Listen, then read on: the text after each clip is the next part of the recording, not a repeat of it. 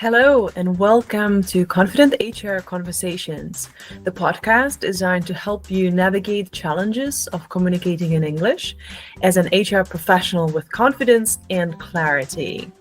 I'm Alena Konečná, and I'm glad you're here. My guest today is someone who helps people navigate conversations with more clarity, confidence, and care. Hana Svabikova is a communication trainer and facilitator specializing in nonviolent communication. Through her work, she helps individuals and teams handle difficult discussions, resolve conflicts, and create more meaningful connections, both at work and in life.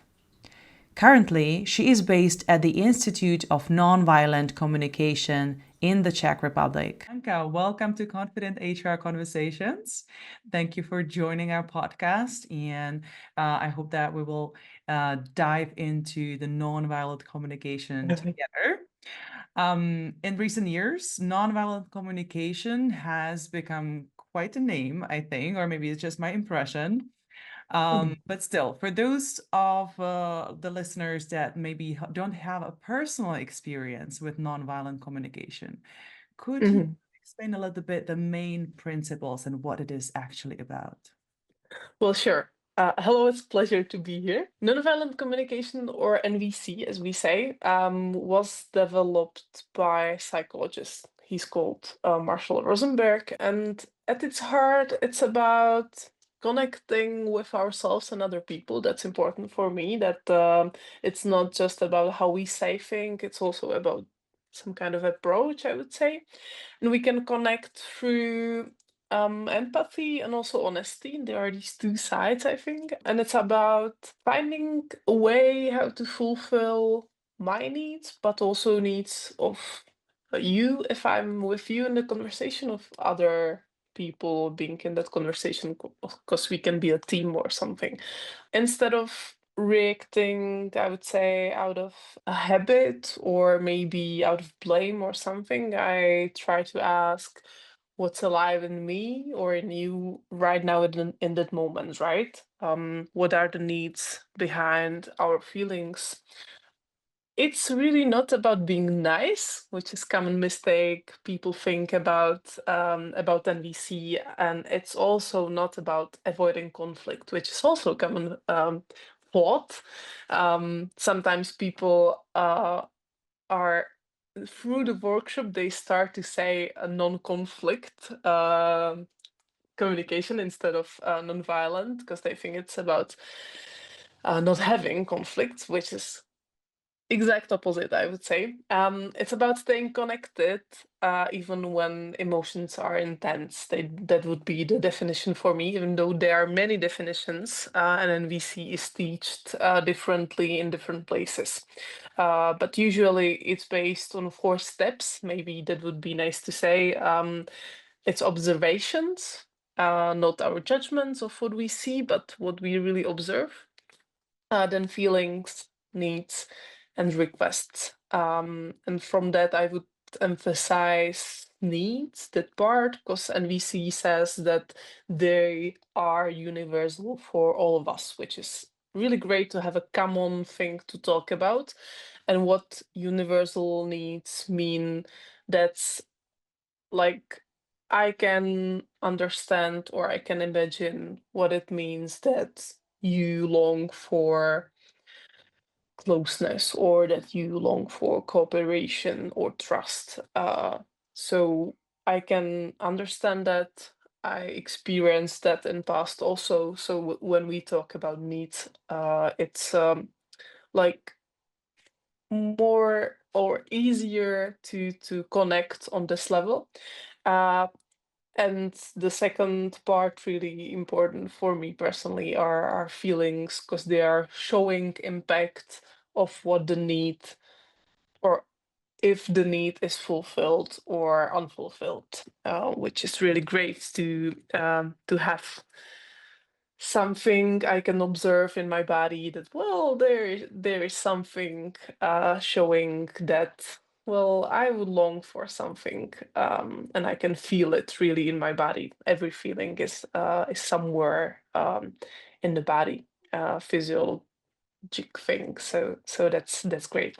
So I would something like this. Mm. Thank you. Thank you for walking us through the basics of the NVC, Hanka. So what I'm hearing, it's a lot about observing what is instead of Mhm. focusing on maybe our assumptions on stories Yeah, that we yeah, make about other people, which is a very human thing to do that, right? We make yeah. assumptions. Of course. Yeah. We try to read Yeah. people's minds. Mhm, mhm. And I think like the brain works like that when there were tigers in the jungle, so we needed to think, well, that's not safe. I should run, even though we didn't know if the tiger will come or not. But now my email is not the tiger, so or the person in the conversation. Yeah, I don't have to have these assumptions. I can ask, what did you really mean by that? What you said? Yeah. That's such an important piece of information because our body reacts to stress in a similar way, Uh-huh. right? But Yeah. now in our time, we have the luxury of taking the moment and Mm-hmm. asking, like, is this really how I want to react? Is this really what it's Mm-hmm. like? And Mm-hmm. Mm-hmm. it's interesting that you mentioned also that it's observing ourselves first Mm-hmm. and Mm-hmm. in the emotions of ourselves. Is that what you meant? Yes, and really thanks for noticing this part, because sometimes nonviolent communication is people think that it's about like really what we say to the other person, but for me personally, like 80% of all that is about noticing what's in me, or what do I need. um yeah, and it really works for me every day to like just be oriented with my feelings and needs. Yeah, that's important part. Excellent, excellent. So now, one thing is a theory, and I have to say Hmm. that nonviolent communication does have a reputation that it's quite structured, or there's a specific way Hmm. Hmm. how to say these things. Hmm. So I'm curious, getting a little bit more specific, Hmm. how can HR professionals who do handle Hmm. challenging situations, like Hmm. giving feedback, handling Hmm. or resolving conflicts, dealing with managers, leadership, etc. How can those principles help them so they can Hmm. express those things clearly, but with compassion, but also clearly and directly, right? Hmm. Hmm. Hmm.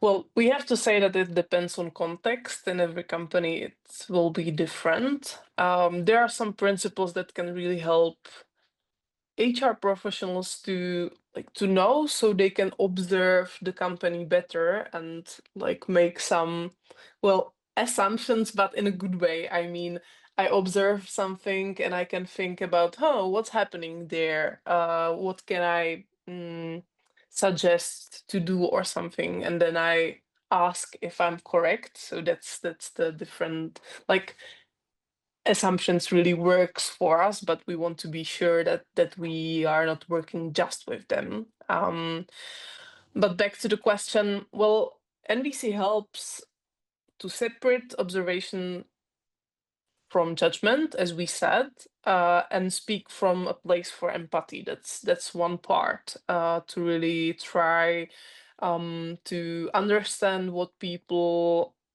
what's alive in people, what are these feelings and needs. And it also emphasize care about the impact of what we are saying to each other and stuff. That's more about the communication itself, but then NVC can help on the, I would say, like systemic level, meaning we can think about what are our needs in the job, in our everyday jobs we do. For example, we have some team roles, and my job is connected to your job because I do the first part, and then well, maybe I'm some engineer preparing some product, and then I give it to marketing, and they need to like have it sold somehow. Um, and we need to discuss how we will do that. What will be the result of my work? And then that maybe the marketing people will think it's not enough how you do that, and how we discuss what we need from each other, and how to set up the well, the agreements about how we work together, and it can also be built on needs, and that's better than just on our personal approach, meaning that we have our favorite um, manners how to do things. I would like you to be always on time, to have the result like this, da da da, but that's like my approach, and maybe the other person has some need that it's saying, well, I need more time, or it's really important for me to cooperate on that. Well, that's a need for cooperation. Or I long for some clarity because I need to do it myself, and I'm not really sure what the results should be for you, so it's better for you, and stuff. So we can use the needs or the nonviolent communication also for that's really important for me, because the communication is just like something that helps to go deeper in relationships and processes in the workplace. And well, I can mention some common places or spaces or situations in which I can find it really helpful, if that's what we can do now. Right. Well, definitely go there. Maybe just I wanted to clarify Yeah. that you speak about the needs. Uh, Hmm.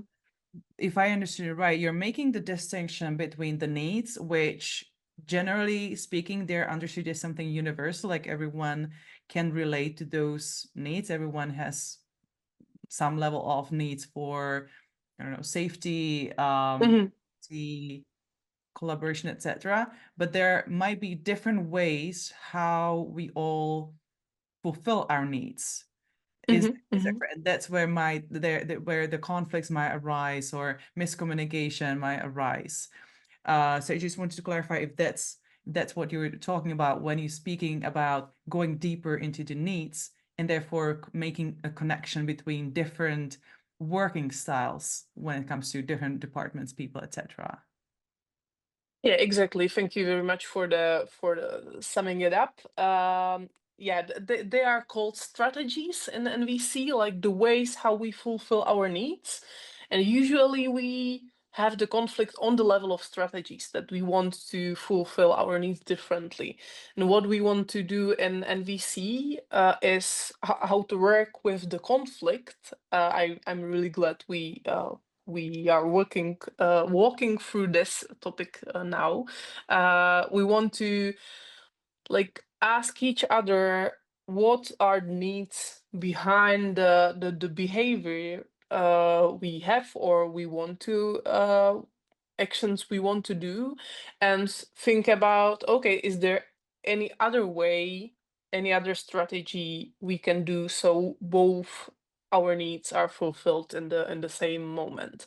And like not every time all needs can be fulfilled, but they can be listened to, which is really like the thing that companies should do. And I find it really helpful building like long-term relationships with employees, because people want to be heard. And when they are heard, it's not that bad, or that sounds bad. I mean, I wanted to say when their needs are not met, like it really hurts when our needs aren't met, and we want to do that, but maybe not fully. Like it's not the ideal state, but someone cares and show it. Yeah. Okay, so even acknowledgement and maybe saying Yeah. that maybe at this point it's not possible to fulfill the need completely, but Yeah. But we see you. Yeah. Okay, Mm-hmm. right. And you did also mention, Hanka, that you actually started to work. It's not that long ago since you started to work in the companies, right? It's I feel that in the companies, this is still quite a new thing, but Mm-hmm. wrong. But now you also do workshops in companies, so you meet with people, you train them to use NVC in their work life.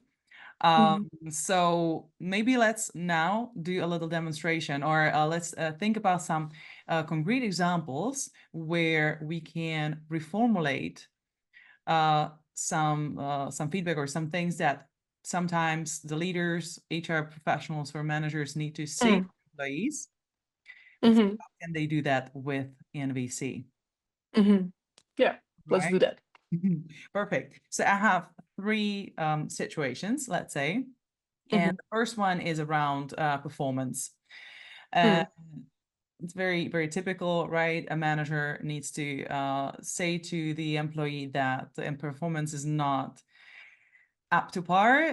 There are some misgivings. I mean, it's not as good as it's supposed to be. The expectations are not met, and a manager without any empathy might just say, you really don't do a good job. Your performance is low.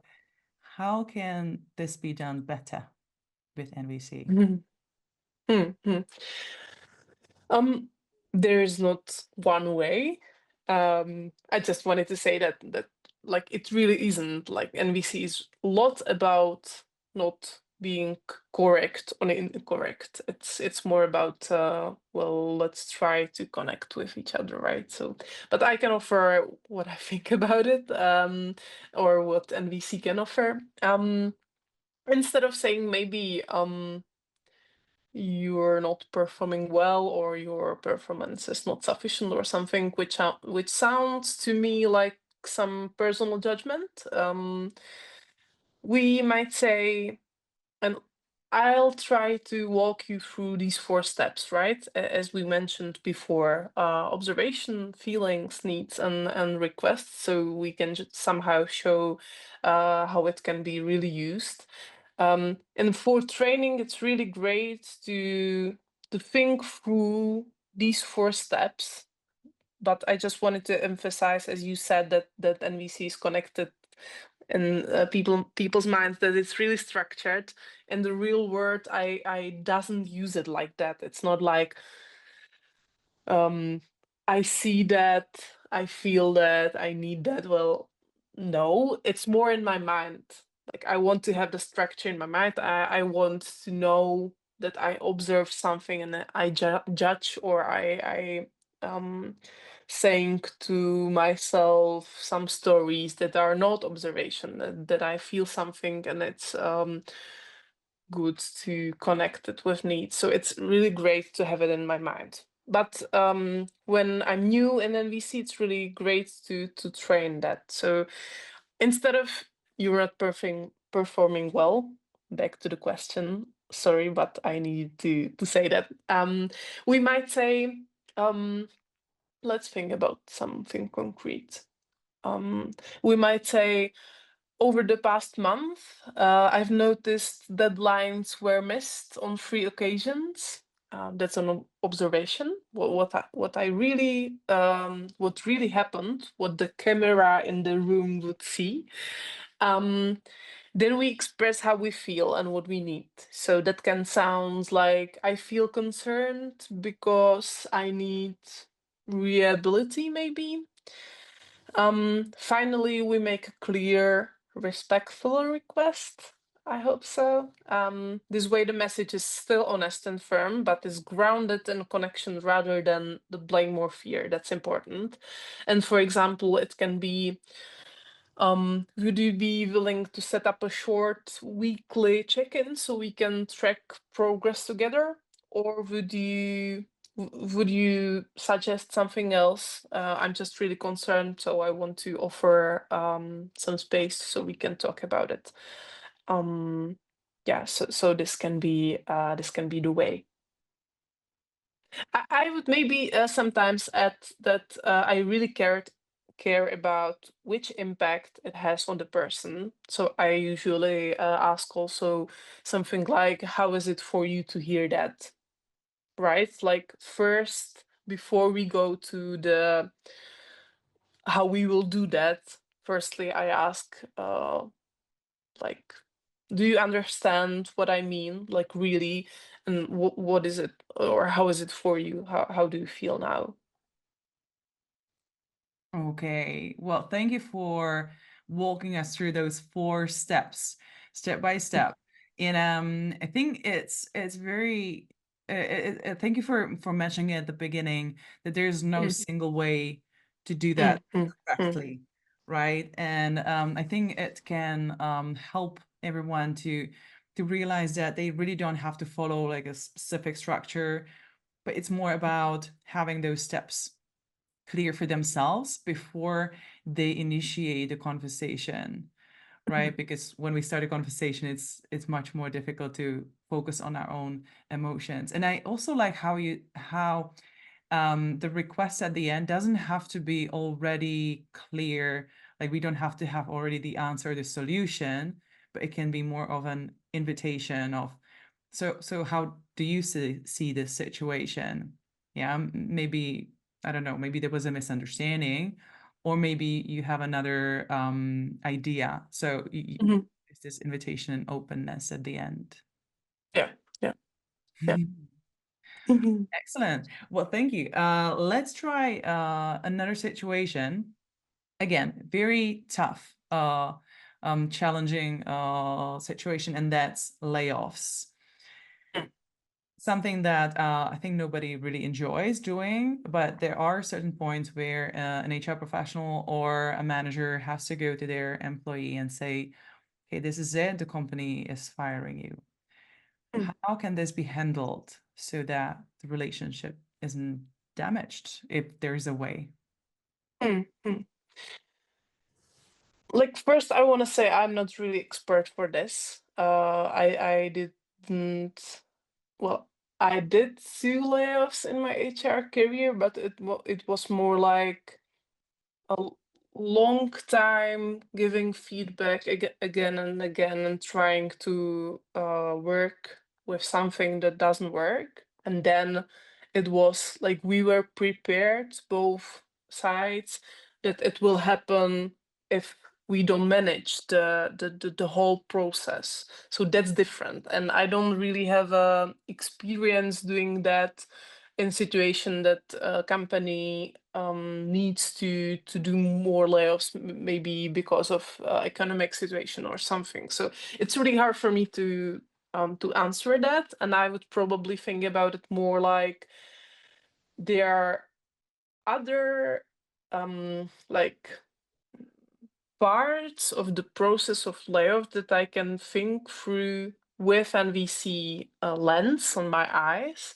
And it's about, I don't want the layoff to be like one time thing. Now we have a meeting and I'm saying bye.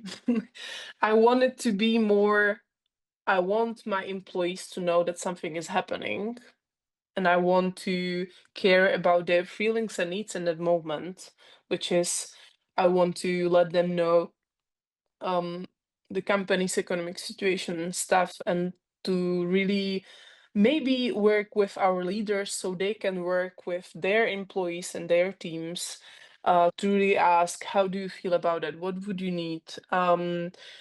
I know HR managers and in companies that they are asking their employees, are you comfortable being here even though we are not sure how it will go and stuff? And they really build trust through that, and they have experience. I know it just from the conversation I have with them, that the employees want to stay because they feel cared about, and they know that they will be cared about the best way possible. And then when it happens, they are prepared for it. They know it months before or something. They have how it will go, and stuff. I know that not every time we can be so prepared, but this is really important for me. Well, yes. So that's a great part to think about, I think. It's again about the impact, and about the feelings. What is interesting for me there is that companies also have some needs, to to be sure how it will goes, and have some scenarios, because we are not always sure. I mean, how many people we will need to go away or something. Well, sorry for this systemic part, but I think it's more important actually than how we will say it. I can try now to somehow, yeah, well, say how the conversation can go, but please take me not too serious. But I like there can be so many contexts before we go to the conversation. But I would try to use again that I want to describe what's happening in the like real facts way. And then I can use in this situation these four steps more like an empathic way. So not about my feelings and needs, but about what are my assumptions that the people on the other side can have there. Um, I can say something like, over the past several months, the company has been shifting its focus, or restructuring, as you know, because we are talking about it for a long time because of the economic situations, and some departments had to change their business goals. This has been a challenging process, and I feel sense of sadness and difficulty in even sharing that with you. Um, and I really wonder. I really would like to like know what's in this for you. The company now needs to be transparent. That probably we will have to restructure every team's positions to ensure that the company will sustain itself in the rapidly changing environment, by aligning these roles with the current priorities. And with that in mind, we'd like to talk about transitioning of your current role, um, how it might look like, and how we can support you through that process. It's really important for me that we really care about you as an employee, but the situation is like that. So I really want to know how it feels for you right now. Before we go through the process, please, you can tell me, like really whatever comes to your mind right now. I imagine it's not easy. Oh, okay. Well, thank you for sharing. I can see that this is a very challenging situation. And what I'm hearing from you is that um, preparing for such a conversation should take quite a long time, right? And it shouldn't Mm, mm, be something that comes just out of the blue. mm, mm, So it makes then sense that when you make this observation at the beginning, there is something to build on, and it's mhm. not just a one-off Yeah. conversation. What I'm also hearing is that, again, it's about creating a space for the employee to Mhm, share their needs and feelings. mhm, I'd like to play a little bit of a devil's advocate, though, Mhm. because what you've just did was that you shared your emotions as the person firing the employee, or sharing the news. Mhm. And I'm curious, what do you think about it? Because what I've heard is that this actually, I don't want to say it could be damaging, but it's quite controversial, or it's not something advisable to share your own feelings, and kind of like taking the space that could be taken Mhm. from the employee. What is your take on this? Mhm. Mhm. Yeah, thanks. Wanted also to add that yeah, the preparation is really important. Well, I mean, not just the organizational preparation, but also mine for the conversation. I would probably write down what I think that are my feelings and needs, what will probably be the feelings and needs of the other person, like really to be prepared. And then and that's that's important for me. I wouldn't probably say it in the long monologue. I will probably like check if I'm understandable after two sentences or something. Well, back to your question. I was improvising. That's important for me. So um, I would not like to take much space, but my take on that is that it's important to say how I feel. It makes us human, right? And it shouldn't take like bigger space than the other person. But if I'm a leader, I want to be a partner with my employee. So I'm also there as a human, and I want to say that I care, and I can show that I care by showing up my feelings.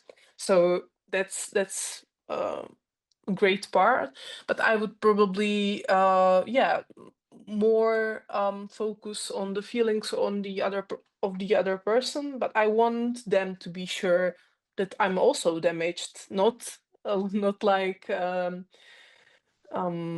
that they should care about me, oh you poor girl, but more like, yeah, showing the care. I don't want to repeat myself, but like I'm really sad that this is happening. Like I don't want it to happen. Well, so the feelings helps us to understand what's happened. Yeah, and I want to focus more on what's your feelings. I would probably also offer what I think that can be their feelings. Like, I can imagine that now you are sad or maybe even angry, or disappointed or something, because you maybe hoped that it will go better way or something. Yeah, so I would focus on that. Okay, thank you so much. So what I'm hearing is, yes, you're giving the space to the employee. At the same time, you're not being completely neutral and robotic, right? You're Mm, mm, speaking as a person with emotions and feelings, and invested mm, in that mm. conversation, which makes total sense. Yeah. Mhm. Right. Well, and then the last one, last situation is about kind of an atmosphere in the team when a member of the team tends to become more emotional than others, and it may impact the atmosphere in the team. So, as a manager approaching the situation, what can I say instead of saying bluntly, so, every time you have a meeting, you just get so emotional and it's very distracting? Mhm, mhm, mhm, mhm. Well, it happens a lot in my conversations with people in companies, and I think it's again really great to think about what's happening in me when I experience that. I would probably say something like, mm, in our recent conversations, I've noticed that when certain topics come up, like I think that emotions run high, like raised voices, sometimes tears, sometimes shouting. That's like emotions running high, I think. And I feel somehow overwhelmed and unsure how to respond in those moments. It makes me pretty like, what should I do? What's happening? So I would like to to have like more calm, but more like clarity on these meetings, so we can really communicate effectively with you, because it's not really understandable for me what I can do for you in that moment. So we can make decisions together.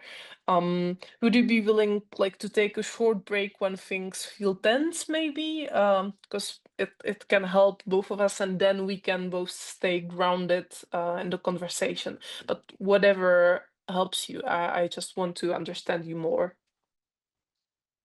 Great, great. Thank you Mhm. for sharing this example. I think what is important for me here is that you really stuck to the observation part. Mm, That mm, it's mm. not about, Yeah. oh, you're crying all the time, or you're so sad whenever we mention whatever. If you really Mm. identify what is happening and naturally talking about the emotions and the impact it has on the meeting. Yeah, I think it really helps to not get to the defensive position.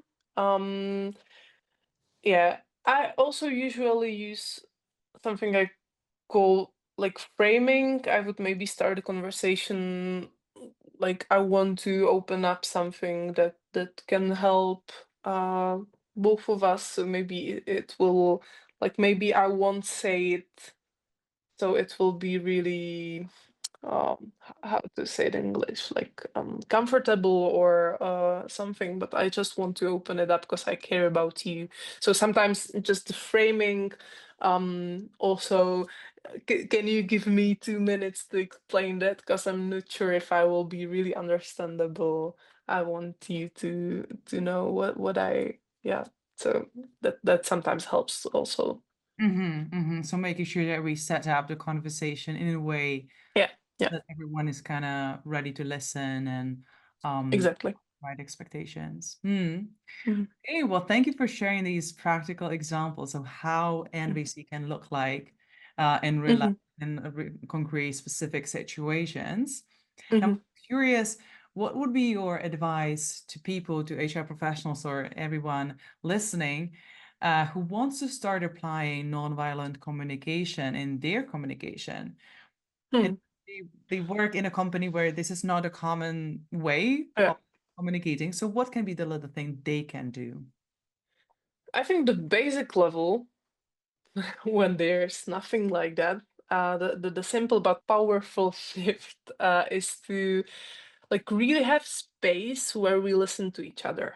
Because when we have normal meetings and we start to talk about results and how we, I don't know, support our clients or something, or the processes, it's not really about the cooperation, even though it would help the most to serve the clients. So the space where we listen to each other needs, not every time every need can be fulfilled, as we said, but it can be listened to. So I call it to have a meetings for people. The basic tip is to have check-ins. Just every time a meeting begins, I can ask everyone what they are bringing to the table today, meaning, how do you feel today? If you have anything urgent, if your back or teeth hurts, so we know that your face expression is not boredom, but it's pain. That sounds maybe like, of course, but it's really like great to know if somebody is going through something, maybe in their families or something. So we know what we are working for.